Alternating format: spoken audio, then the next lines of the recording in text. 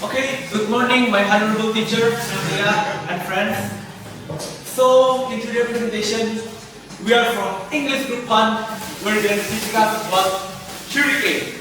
But before we start our presentation, we are going to introduce ourselves. So this is Group 1's member.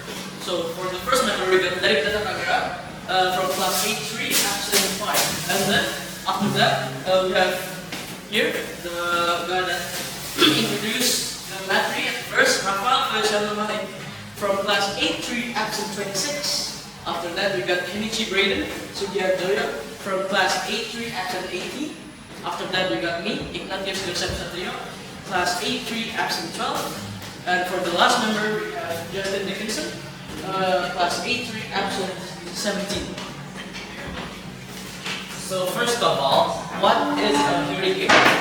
Hurricanes, known as tropical cyclones, are low-pressure systems with an organized thunderstorm activity that form over tropical or subtropical water.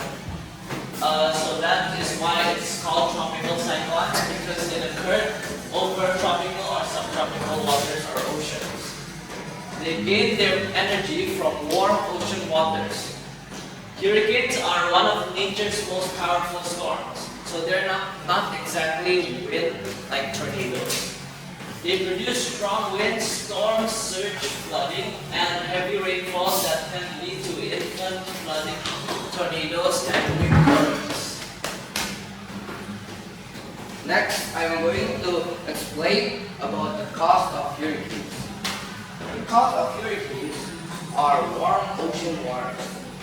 Warm ocean waters are essential for hurricanes to form over tropical and subtropical waters. Next, we have Coriolis effect.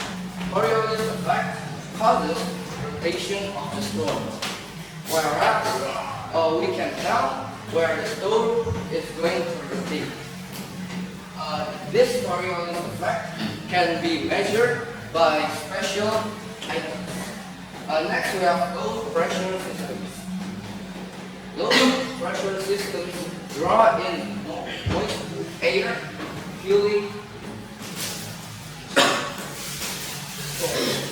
where the storm will be used as the moist air is drawn. Next, lastly, we have weak wind shear. This allows hurricanes to grow stronger and larger, where the hurricanes can destroy multiple buildings at once. How does a hurricane happen? First, there are warm ocean waters, which have at least 26 degrees Celsius and provide energy for the storm. Second, they have a low pressure system. Warm, moist air rises, creating a gradient of low pressure that initiates a tropical disturbance. Third, there are wind patterns that cause the system to rotate, forming an arc, which is the center of the hurricane. Fourth, the intensification process. As moist air rises and cools, it condenses into clouds and releases latent heat, which further energizes the system. Fifth, there are tropical depression. If the system becomes more organized, with winds below 39 miles per hour or 63 kilometers per hour, it is classified as a tropical depression. Sixth, it's a tropical storm. If winds increase to 39 until 73 miles per hour or 63 until 118 kilometers per hour, the system is classified as a tropical storm. Last is a hurricane. When wind speeds exceed 74 miles per hour or 190 kilometers per hour, the system officially becomes a hurricane.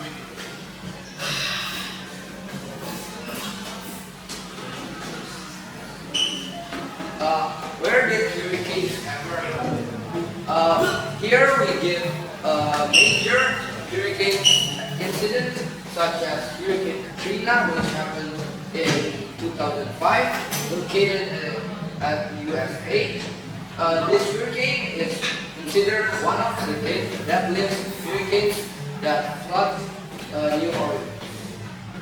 Second, we have Hurricane Haya, which happened in 2013, located at Philippines.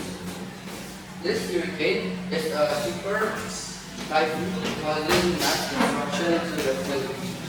Lastly, we have Hurricane Sana, which happened in 2012, located at USA and Caribbean. This hurricane caused extensive flooding and power outage.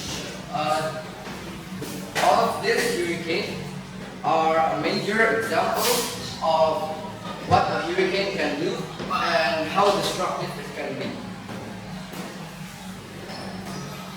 Yeah, as Justin explained, hurricanes can be a great danger and especially impact humanity and social life.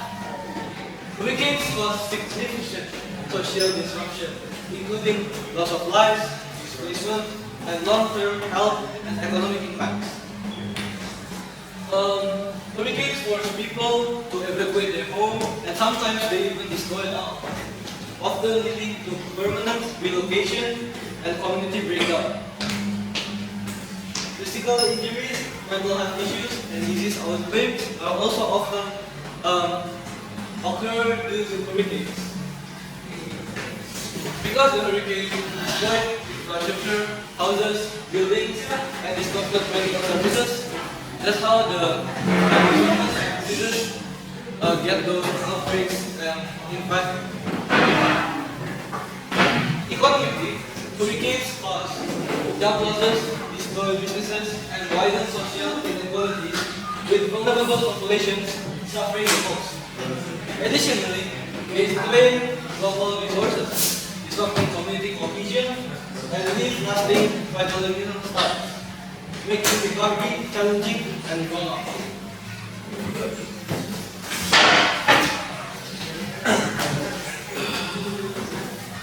Okay, so the effects towards the environment of the hurricane are very deadly. So some of them I will explain it after this. So now, hurricanes can destroy entire ecosystems by uprooting trees, tearing down vegetation, and flooding coastal areas. So the hurricane is so deadly that and it's so strong that it can lift trees and uproot.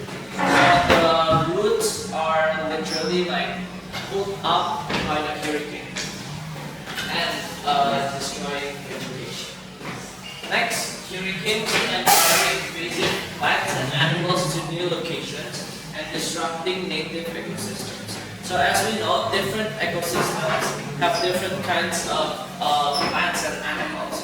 So with the hurricanes can actually bring, like with the wind and the storm, they can bring some plants and animals towards a different new ecosystem,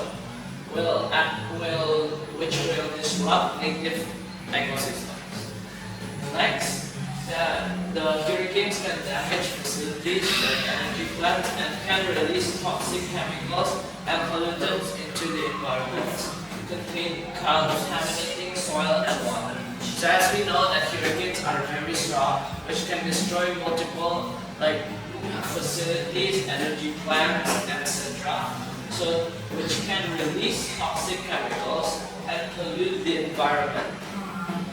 Next, flooding and heavy rainfall can lead to runoff carrying pollutants into the soil, fertilizers, and into marine and freshwater environment, impacting water quality and marine life.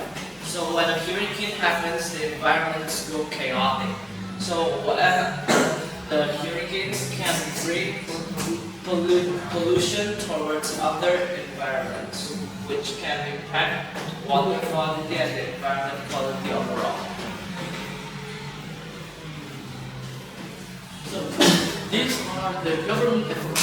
So the government efforts are one of major thing to do because their efforts might prevent the hurricane from destroying almost everything in a town, or when the hurricane passes, or minimize the costs. So, the first one, early warning systems. So, satellites tracking and alerts for residents.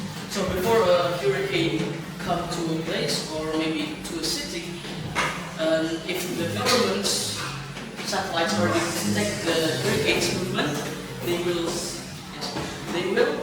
and need 100% to alert the residents, because if the residents aren't alerted, they might go outside the house and get sucked into the hurricane. So the second one is evacuate plans. So if the hurricane is really big and giant and can destroy even a house, there's two options. One is having a bunker to evacuate, or like here, organizing shelters and transport for affected people. So we can build like bunkers or shelters for the residents to gather and wait for the hurricane to come down, or move them into another city. The next one is disaster relief funds. So the government can just do like providing financial aid for government efforts. So like we know, the environment costs can make people lose jobs, destroying businesses, destroying house, and more. That really bad for the economy. So what the government can do is giving the residents maybe like half or financial support to build their business again, build their house again, yeah, and much more. So the last one is infrastructure protection. So what the government will do after this is building a stronger leaves and flood barriers. So what they can do is like in Japan, they build a building that really advanced, that can withstand tsunami, and then also earthquake and then hurricanes, tornado. So the government needs to alert the people and gives financial support to build their house, businesses, location, and with infrastructure to make less or minimize casualties if there's another hurricane or a tornado or maybe another earthquake, tsunami is happening. Okay, the next one. Okay, so after we know the hurricane, so what actually we can do if there is hurricane coming? So there is some tips that we can give to prevent hurricane. First, you need to stay indoors. You can go to a safe room away from windows and doors. Stay inside until the storm completely passes. Or you can go far from the ocean so you'll not get struck by the hurricane. Second, monitor updates. Use a battery-powered radio or phone to follow weather alerts and instructions from authorities. Because government will give a lot of information about the hurricane, so you need to still listen into the radio about upcoming news about the hurricane. Third, you need to avoid flood waters. Don't walk, swim, or drive through flood areas because it can be deeper and you can die because of this. Water may be deeper and more dangerous than it looks. And lastly, our fourth tips: wait for official word. Only leave your shelter when officials confirm it's safe. The storm may seem calm, but it can restart suddenly. So, thank you for listening everything. Now we are open Q&A session. Is there anyone that want to ask? Okay, Dylan, do you want to ask anything? Presentation is super good. Okay, thank you, Dylan. Do you have any questions? Do you have any question? Okay, James. Are there hurricanes in Indonesia? So apparently in Indonesia, so as you already studied in like social studies, hurricanes and tornadoes don't usually often happen in Indonesia because we're near the equator. So that's why houses in Indonesia don't have basements or bunkers because hurricanes rarely happen in Indonesia. Okay. Okay, is there more questions? Your bell? Is there a question? How long we should prepare for some hurricanes? So, a hurricane is a natural disaster. So, if I would recommend, if your house had a bunker inside the house, below your house, I really suggest you to stock some food. So, when a hurricane comes, you can't really get out from your house because dangers everywhere. Yeah, so hurricanes can happen from 1 hour, 3 hours, and can develop maybe one whole day. So you better like prepare some food and drinks in your basement if there happens to be a hurricane. I would like to add some more information. The government usually provides information about hurricanes about maximum around an hour or an hour and a half before the hurricane. So you will probably have minimal 1 hour and a half to prepare. Okay, and then I want to add something. If you are planning to build a house, you can follow Japan infrastructure. As we know, in Japan there is a lot of natural disaster like earthquake, tsunami, and even hurricane. But we can see the government of Japan is very good because they built a very cool house intended for natural disaster. Okay, thank you.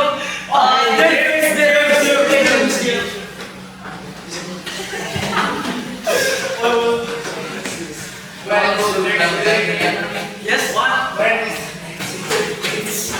Unfortunately, you don't know that because okay. So I would like to answer.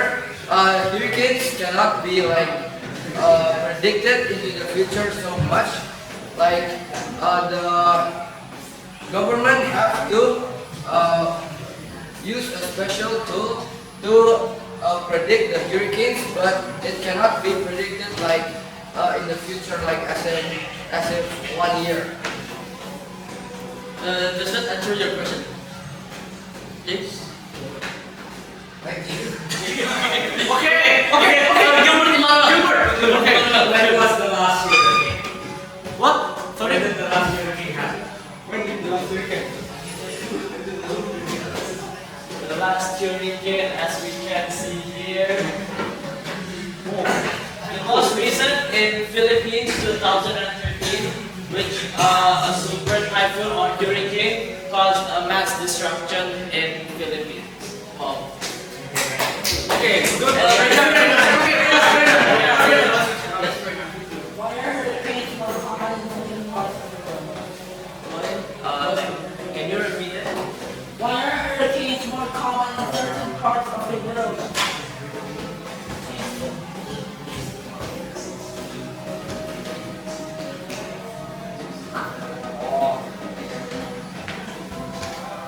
Because usually hurricanes don't really happen in equators because although like Indonesia is surrounded by oceans, but the wind is usually centered in the equator. So the wind doesn't really happen to be chaotic in the equator. But in places like America, the wind flows from the north to the south. So there's this spinning in physics, so which can cause a hurricane in certain parts of the world. Okay, thank you. Okay.